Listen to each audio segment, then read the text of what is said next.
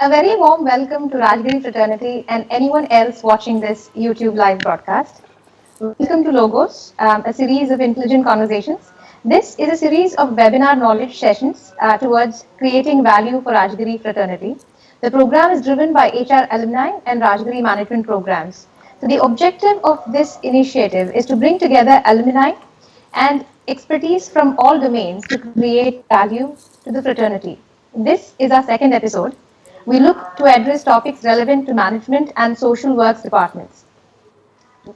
So, welcome to this webinar. We look forward to an engaging conversation with you.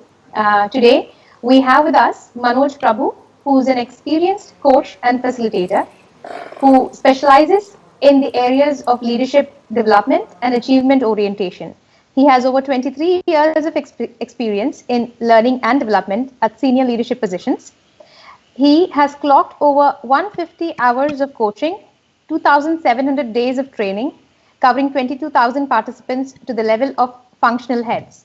He holds an MBA in marketing and finance from TAPI Management Institute and a bachelor's in physics. He is certified MBTI facilitator and accredited to run Belbin team roles.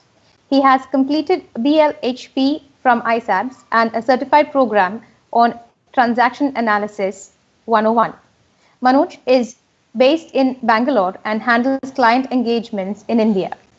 So the topic today that we have identified is about the fourth industrial revolution and its impact on workplace. We are undergoing a technological revolution and is changing how we work, how we live, and how we relate to another. Recent studies indicate that this revolution is unlikely any we have experienced before. The technologies driving this revolution include smart and connected machine systems, nanotechnology, 3D printing, renewable energy, quantum computing, driverless cars, and even new forms of money. 80% of organization believes they need to redesign the organization to succeed in this digital age. So let's start our dialogue with Manoj Prabhu to hear and help us understand his background, his approach towards this era, and how he has helped organizations and give us an idea as to better understand and gain clarity around this topic. Over to you, sir. Thank you. Thank you, Rashmi. We first start by looking at how did this all start? Where did it all begin? So once the industrial revolution started, uh, let's take, for example, Ford, and I think that's good. Uh, Technology at that time was a, a kind of a supply chain kind of a thing where cars made. It revolutionized the way things were made and sold. It brought down costs. It was helpful for a lot of people. People moved from riding horses and carts to buying cars. And technology that way helped. Somewhere later, computing helped. The way we are, how technology has taken off, where they partnered with various organizations which would ultimately design and create a car. Now, leadership in that context is very different. In the first place, leadership is more of command and control because all you're looking at is efficiencies. From a Toyota concept, leadership as you need to practice requires more of collaboration, more of negotiation, more of getting multiple people to work together. In between all this, there is General Motors. Now, General Motors as an organization was competing with the Ford for quite a long period of time. Ford beat them hollow until they realized that they can capitalize on something where they actually brought in the entire marketing concept. So a car for every need was their slogan. So you had cars with different colors of different sizes, and it's affordable, just like uh, Ford cars were, but not as cheap, slightly more expensive because of the color and because of the sizes and all that. Even they had a little bit of integration here and there, but their concept was so decentralized that the entire strategic business units, so to speak, is what their entire concept was. So you had a marketing department, there was a centralized marketing team, there was a centralized design team, there was a centralized this thing, and then they had multiple things. So leadership as is practiced there is very different. Out of all these three, and then you take Honda. Honda is another example. Honda sells, something like one fifth of the cars that the rest of the organizations do. But however, they are the manager's view as the godsend view, and you just follow it as it is blindly. You do not question whether it is the right way or the wrong way. However, in the current context today, you have a group of people who have graduated and who are joining in organizations who want to know why not, how much, and is there an alternate way of doing it, is easier way of doing it. Therefore, managing such or leading such a group of bright, young, energetic kind of people requires a very different way of handling. And when I say very different, it means, see, earlier it used to be, I tell you, you do it. Somewhere down the line, okay, fine, I am willing to listen to you. Further down the line, it is like, okay, fine, what are your inputs? Let us see if we can include those inputs as part of what we are planning to do. Somewhere further down the line, it is more like, okay, fine, we have this problem.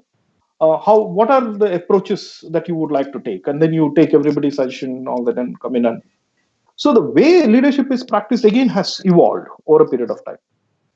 Let me give you a personal example, and just to put this in perspective. See, when I became a manager for the first time, the reason I was promoted is because I did reasonably well. The organization thought that I was on the right track and I would be able to handle a team. And I was sent to take care of 9 salespeople. Understand, age when you don't have a mobile phone, there is no way of tracking people who go out on the field. The only way you understand whether they are performing or not is when results come in. So to ensure that people work well, I used to sit down with each one and tell them what to do, how much to do, when to do, what to say, how to say it, the entire gamut. And this used to be a daily affair in the morning and in the evening. And when they come back and there is nothing, no results coming in, I used to shout at them and take them into a, not even considering whether I need to take them into a room, but then it was free for all. Somewhere down the line, people started leaving. There were new people that I brought in. There were 1 or 2 who continued to put up with me and my tantrums. But somewhere down the line, all of them got together and they gave me feedback. Now, this was a shock for me. I do not expect in that age to hear people come back and say that, whatever you're doing is wrong. And it is not helping the team, nor is it helping any one of us. It is also hurting you. And I was just not willing to accept that. But they, relax me enough to explain that we are not trying to attack you, but we are trying to solve a problem. And we sat down, we had a long conversation. And if you ask me, that was the only learning I've ever had in my entire life.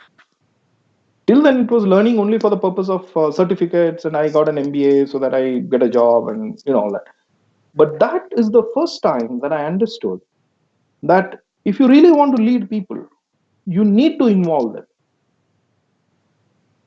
And that is how things started changing. How do you see coaching, as a profession driving the change?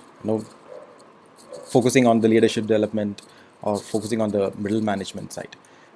Coaching as a tool. Let's deep dive into that particular area and analyze a little further. Yeah, yeah. See, take a look at this. When I started my journey into this development area, learning and development as such, um, content used to be king. And when I say content used to be king, a person who understands a particular subject was the king. Today, content is available online. If True, you go sir. to Google and you Google, you'll get anything that you want. There is absolutely no this thing. So, training as an opportunity to develop people, it has undergone a huge shift from content being the king to practice being the king. And today, how do I apply what I learned in the classroom becomes the biggest question. Uh, Participants who sit in training programs as such, the first thing they ask is there anything new that you can teach me? And it's nothing, when they say new, they do not mean from the point of view of a concept, they mean from the point of view of a practice. And that comes out clearly. Now, the shift from there, from training per se, individualized and specialized approaches, is a huge shift. Industry still hasn't made that shift. There are shades of it that happen. Any organization that you go in, you have people who about 6 to 8 years, and they become managers and they manage other people, their careers, their performances, and everything related to that, including to some extent their compensation in some organizations. How do you help people make that mind shift today? That is a huge question mark which is still not responded to well. Coaching as a process helps people and individuals delve into themselves and connect with their own purpose, which will in turn help them practice their whatever profession that they are in, help them practice it in the way that they need to practice it. When you are managing people, you manage people from the point of view of your own values. Because there are certain things which you cannot compromise on. Coaching as a process helps. Now, this is just the frontline managers. Now, let's go further and further up. Take the next level, managers. I'm yet to come across an organization which has a focused development process for a middle manager, for a manager who manages managers. The reason I make this statement is because they are the most ignored lot in most organizations that I have seen. Very rarely are there opportunities for such managers to go through a program. Now understand this, okay? A manager's manager is on the first step of the leadership ladder. And you do not have anything to develop these people into talent. Anything. By far, this is the area where coaches are required. You take any level in the organization. I'm not trying to ignore the CEOs who require coaches, because CEOs do require somebody to talk to. They cannot talk to people inside the organization. They need to have somebody to talk to, somebody experienced enough to manage that role. But then when you come down to this level of managers, there is nothing much that is being done here. Not only is it not done, it is totally ignored. They are bound into this particular role, and they are expected to cope with whatever pressure that comes along with it. The managers are supposed to hold managers responsible for their role and the performance of their team members, which is a flow. There's nothing that is happening here. Therefore, there's a huge opportunity for coaches to handle this. Now, out of this lot, there are a few who survive and come to the next level, either in the same organization or a different organization. Now, let's explore this part again, where coaches can help. People move from one organization to another organization, but do they understand how do I get into a new organization? How do I understand the structure, the politics, the culture, and the pressure points and power points within the new system? You're referring to a new manager Uh, assimilation kind of a model. yeah, you move into a different organization itself and you Yeah. just don't seem to understand how to manage this. A coach can actually help somebody assimilate into the new organization very smoothly and within a short period of time try and show performance in such a way that uh, the individual's career then comes onto a fast track. HR as a fraternity can actually facilitate this entire process and ensure that they have it. Now, I've heard people talk about, no, we have a buddy when a new person comes on board. We have this thing. See, buddy and other things are mostly to do with I would call it paperwork mostly.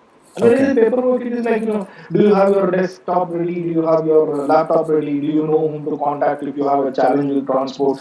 It comes to that level, but not to the level where they say, do you understand the politics in the system? Do you know who's the person that you can go to?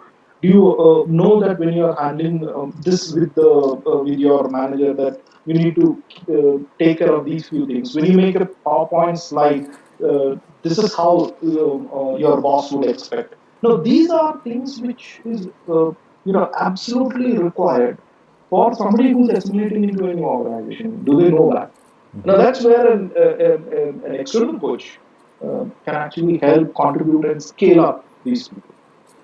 Right. Now, From a point of view, like, um, get going with in your new organization as quick as possible, because the more the time, I mean, probably, I mean, his um, chances of getting successful might drop. absolutely, absolutely, absolutely. So this is just one of a few examples where coaching as a practice is actually set to take off.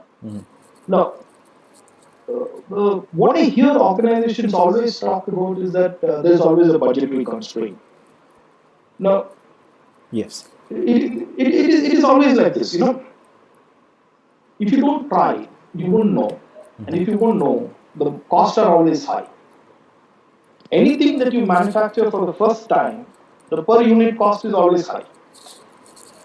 As you Right. keep engaging more and more, and because the number of people that you are engaging is going up higher and higher, the unit cost has to come down. It cannot be continuing to be high at that level. So somewhere you need to start this entire process. The other line of thought that I would like to draw out is, see, there are organizations which foster internal coaches. No one needs to understand this. Internal coaches are good. You need to have internal coaches. However, it becomes difficult for employees who are in the same organization to build trust with somebody who is part of the system itself. Because at the end of it, one of the key things that you are trying to deal with in organizations is the politics that come along with it. And to manage the politics, you need to be able to keep some information to yourself and let out some information. This is the basics of managing your politics. Now, how Yeah. would you expect somebody to build trust with somebody internal when such an opportunity is available for people? So these are some elements. But having said that, the potential is pretty huge from a person who is at a manager level all the way up to a CEO. This entire band of people requires somebody who can hold hands and scale them up slowly. Right. So a couple of takeaways from here is, okay. Content used to be the king earlier, but right now it's the practice, and we have a choice which we need to make in investment. The the cost per unit would go down slowly. And the third part, Absolutely. which we're saying, is a call between whether we need to have an internal team of coaches or an external team, and make a call and then uh, get that rolling for the longer benefit. So, Absolutely. how long do you see we need to carry on with the system or a practice to see the first signs of fruits? this is one question which probably HR have to deal with every time on a boardroom. I mean, uh, when can you show us See, the results? I'll put it this way. I'll put it this way. You talk to a operations guy or a business guy or somebody, you will see that they have an idea. They will try and not only socialize the idea within the system, also try to implement it as quickly as they can. The ability to take risk from that point of view is pretty high with those. But you look at it from a HR point of view. The first attempt you try anything new in the system is that you will get a no. Therefore, HR finds it very difficult to navigate through the labyrinth of the organization to push things through. As a result, they have to kind of wait for some of the business people to try and initiate this entire process and then say that, okay, fine, because you wanted it, we are giving it to you. It doesn't come in from the point of view of, this is what the organization requires and this is where we are going. Some organizations do this, but mostly it becomes a kind of a cat and mouse game where HR mostly waits for something to be driven out of the business. How long does it take for anything to convert when you are waiting? It's anybody's guess. If you ask me, these are changes which should have started happening like yesterday. Because if you look at it, any organization that is growing will have a group of managers whom you want to groom and take on, and you know that you need to have a pool of people from where you need to keep promoting people. Right. There you have. Same way, at any given point in time, there is an entire group of people waiting at every level. Identifying the talent and developing the talent is like yesterday.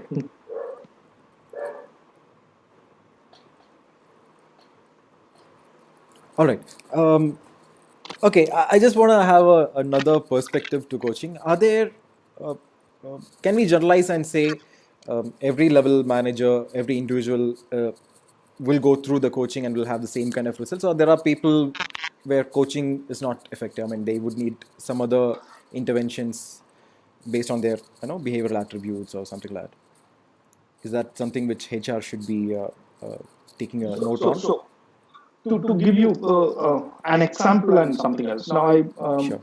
in one of the organizations that I worked, I was handling an Asia Pacific role, and there was a gentleman based out of Hong Kong. Over a period of 7 years, he was given 4 different coaches. Okay. And there was no change at all. Absolutely no change at all. The person went back to whatever the person was doing. Okay. Now, why does these things happen? These things happen because the process of coaching is important. The first step in any coaching intervention is that HR needs to be clear. Let's forget HR. Let's take individuals. Individuals need to be clear that they need coaching. Now, 2 questions which I always get people to respond to before I start a coaching engagement goes something like this. Is coaching the solution for the problem that you have? It is important for both the coach as well as the coachee to understand and accept this. The second is, am I the right person to coach you? So both these questions are important to be responded to before you even talk in terms of, okay, I will be your coach, I will give you, so many sessions, and in these sessions, this is what will happen, whatever. But the point is, these 2 questions are important to be answered. Excuse me. Now, HR has to be at the forefront here. Even before the coaching engagement starts, or any development engagement starts, the question that needs to be responded to is that the intervention that is required? Is that the person whose expertise we need to leverage for that intervention?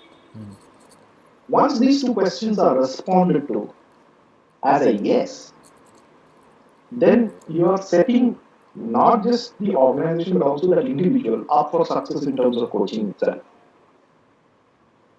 I have seen that there are some people who have reached the peak of wherever they are supposed to be.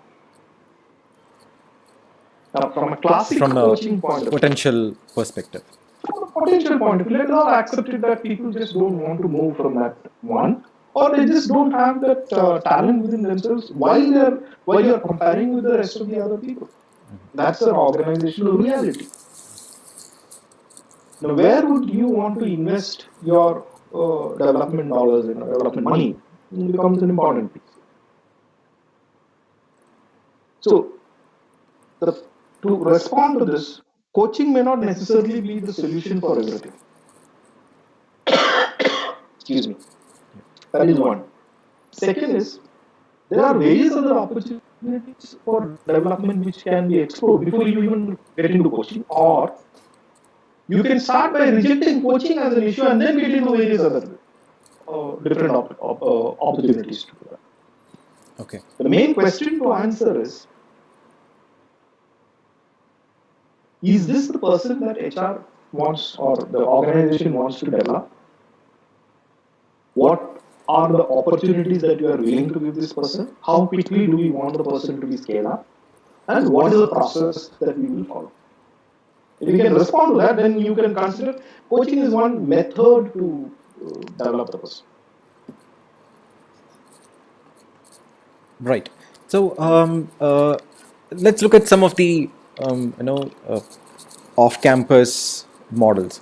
There are middle management development programs which premier institutes and the training firms which come up with. They focus on developing general management kind of skills. Looking at the future, what do you think? These are non-negotiable. In this current era, if you have to pick 2 or 3 competencies, what would they be? Or are there any new competencies that has come into the picture right now, or is it the same? See,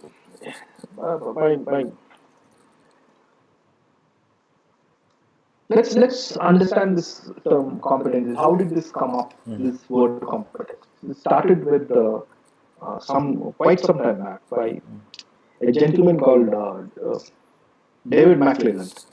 Some organization approached him and asked him, "Would you help us create a training module for something?" And his question was, "What are people doing who are doing this well?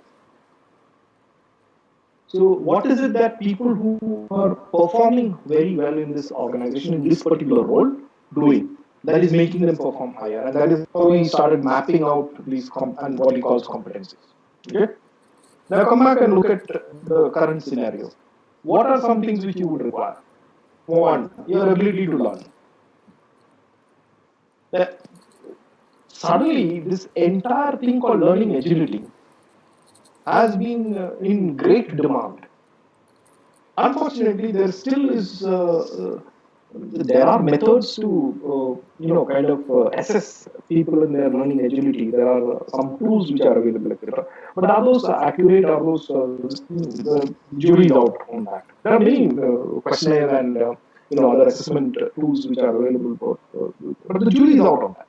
But I would consider learning agility as the single most factor which would define an individual's ability to navigate the organization's labyrinth. This is one. Two, because technology has been what it is now, and including things like artificial intelligence and all that coming into the picture, the basic things such as negotiation, handling conflicts, building a team, these are all things which seem slowly dying down. And I find more and more people, hesitating to even pick up a phone and have a conversation with somebody. They would prefer mail trails or chats. Okay. Now, these human interface things, as I would call it, are key elements which would continue to, go to the extent where organizations would value a lot more. Recently, I was reading an article where they say that your IQ will not necessarily make you a leader. And more intelligent you are, the lesser, the worse off you are as a leader. We have spoken about EQ and we know that EQ is very important and all that. But they're looking at people with average intelligence with high EQ who definitely make better leaders. But my bet continues to be on learning agility. Okay, so learning agility is one key which HR have to look forward, potential middle management person before getting into the coaching part. Right. If we have to follow a certain methodology and at the end we show how effective it is, how can one portray this in a creative way so that business also understand, because there are behavioral terms which we use probably when it comes to presenting it to a board for budget approval. We need to say in terms of monetary value or in terms of cost savings. It would take some time, right? So is it a right approach, I mean, to start with emotional intelligence or emotional quotient rather than focus on the metrics of return on investment? What do you think? Which choice should be made? See, we must understand something here. From an HR point of view, I may not necessarily be looking at evaluating things related to emotional intelligence, etc. What I'm looking at is how many people do we have who have the potential to be leaders? How many people do we need? What will we do to develop these people? And that's the gap that we are looking at. And from an ROI point of view, if we require 50 people, would we get 50 people if we use a method? Whatever be the method. So the ROI is not in terms of the method that is followed or whether a particular training program gives you an ROI or anything. Okay. ROI is mostly in terms of if I invest, let us say, 10 lakhs in a particular method, will I get 50 leaders? Now, the approach to the board or to any decision-making body within the system should be from this point of view. Right. Now, let me backtrack a little bit and respond to another question of yours. And this just struck me. See, learning and development in an organization is a very administrative job. And when I say administrative, it is like I need to get hold of vendors who do programs. I need to ensure that the room is ready. I need to ensure that the material is ready. And I need to ensure that there are people who will register for this program. I need to ensure that feedback comes out. I need to ensure that reports go out of attendance and blah, blah.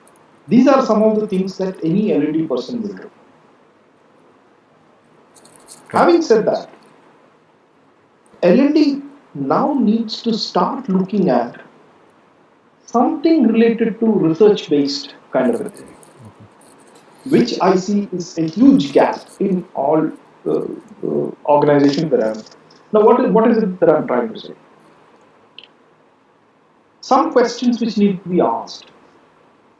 When you need a training program, why are you saying that you need this as a specific program? If you do this, what will happen? If you don't do this, what will happen?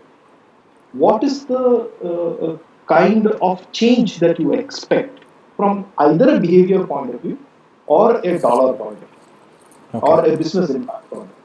These are questions which need to be researched as such. And L&D and HR are ideal in terms of conducting this kind of a research within the organization and publishing papers on it. There's a huge dearth of such examples in the academic world. Because the attempt to do this has been very, very minuscule.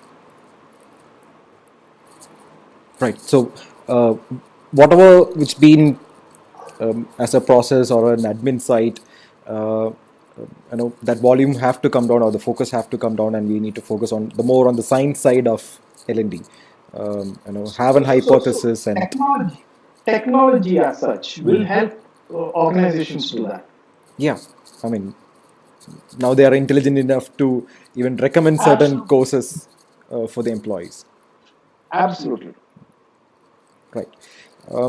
Now, so as per your cue, what I take is we need to focus more on the science behind L&D, how we can, we construct an hypothesis and get data and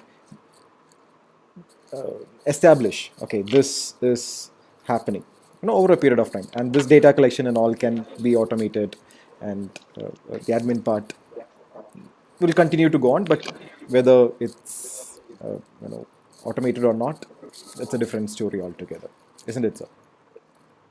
Yeah, so we will reach there, and I can see several people coming out with apps which will help, platforms which are there both from a mobile point of view as well as the desktop-driven point of view. And we will reach there soon. Technology will help us do that. So these kind of jobs which are there will currently slowly start reducing, and things related to research-based, paper-based. I mean, when I say paper-based, I mean research papers which will get published. Technology slowly start going up, and it becomes important to have that kind of a connection. Right. We'll see if there are some questions which are coming from the audience, and yeah, absolutely.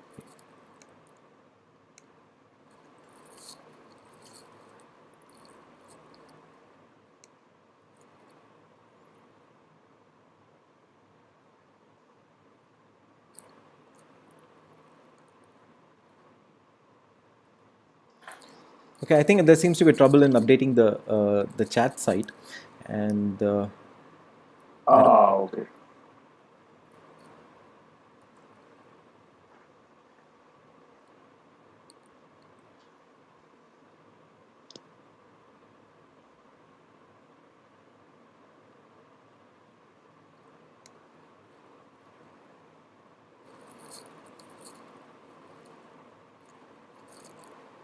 Okay, we were talking about e-learning and applications which are coming up. It seems like the trend is more on learn anywhere from any device at any point of time. But taking a human phase out of learning and focusing more on non-synchronous learning. Do you think that kind of an approach would work at a senior or a leadership level, or senior leadership level, the more personal it is, more effective it will be? See, the higher you go up the level, the context is what matters, no longer the concept. Therefore, a non-synchronous kind of learning which is there in the app, etc. People look at it for the sake of knowledge. Okay, fine, I understand. But the point is that at that level, it is more in terms of, okay, how can I use this? Where can I apply it? And how do I do that? Therefore, that is why coaching becomes a little bit more involved and evolved out there, because it addresses the context. And that is what makes sense at that level. Right, sir. Okay. Now, from the many students who would be going through our video at a later point of time, the young graduates who are gonna be graduating the next couple of years from HR management, general management perspective. Obviously, L&D is one career path which will have many students interested in. So, what would be your advice for them? See, my advice for the first 6 years in your career would be to do anything and everything that you can. It doesn't matter if you have to stand and take photocopies. It doesn't matter if you have to stand and bind books, or you have to look at a list of email addresses and send emails, or even draft a mail which needs to be. It doesn't matter what it is. For the first 6 years, get as much horizontal exposure as you can. Right. The vertical exposure can come at a later point in time. Hiring, onboarding, hand holding employees till they settle down, mentoring some of them through the process at different levels, so that they are assimilated within the system. Using that information as feedback, which goes towards your own manager and others to improve the process and the system. Then moving on to other areas like employee engagement or learning and development. And when I say learning and development, it has to be from identifying need all the way up to looking at whether whatever need you have identified has actually been addressed. And that is where you're writing those reports and all that become important. To even going to the extent of getting involved in creating a entire strategy for workforce planning, if that is an opportunity which people can get, etc. So even if it is the most menial of jobs, doesn't matter, because if you don't do it hands-on and you know it at a theory level, it wouldn't make sense. The moment you cross the threshold of 5-6 years, because that is when you are in line to start managing a team. That is when you are in line to take yourself to a different level. And for that, it requires everything. So it doesn't matter whether you're doing back-end work, it doesn't matter whether you're doing front-end work, it doesn't need to get that exposure in everything. Then you would be in a much better position to actually decide, now it makes sense for me to choose this as an option where I want to experience a little bit more. Do you think some of the add-on programs would help during this 6-year period? What I mean is in depth into competency, or in depth into coaching, or in depth into some certain fragments of L&D. See, I wouldn't recommend any add-on program for the first few years. The reason I wouldn't recommend anything is only because you need to first explore it. Once you explore it, you have a context. Okay. Any add-on program is based on context. Content, I repeat, content is available on the net. You just go Google, you get loads of content. That is not what is important. It's the context. So while you are experiencing this in the first 6 years, you are building your context to it. And whatever you learn, then you are in a position to adapt to a different context. And that is what is the skill that is required. Okay. From the first carry on learning from one situation to another with just build the context. Yeah. Right. Got it. So just to summarize what we have discussed so far, first, the context is where we need to start off with. The right purpose. What are we going to achieve? Is it, is it the 50 number which we are looking at as a potential next level leaders, and then look at what can be done. What are the various options? Choose the one which suits the right target audience, and the higher you go, have more human interaction, have more personal approach. And try to differentiate between the first level managers to manager of managers, and something which I definitely agree to you, and it's a no-brainer when it comes to the current situation is content is available everywhere. It is the practice which makes the difference. In one of the books in Alvin Toffler, he says, the ignorant or illiterates of 21st century is where you don't know where to find the knowledge. The rest, everything is available with Google. And yes, then we came to the students part and we said, hey, go ahead and explore, understand the context, be able to make sure that you're able to get your learnings and transfer it to a new scenario, but make sure that context and the purpose is met. Thank you so much, sir. It was a wonderful discussion with you, and we hope we would be able to have more discussions in depth in the coming days. And thank you so much for who was online, and we'll come back to you for more feedbacks and make this episode much better in coming days. Thank you so much, sir. Thank you.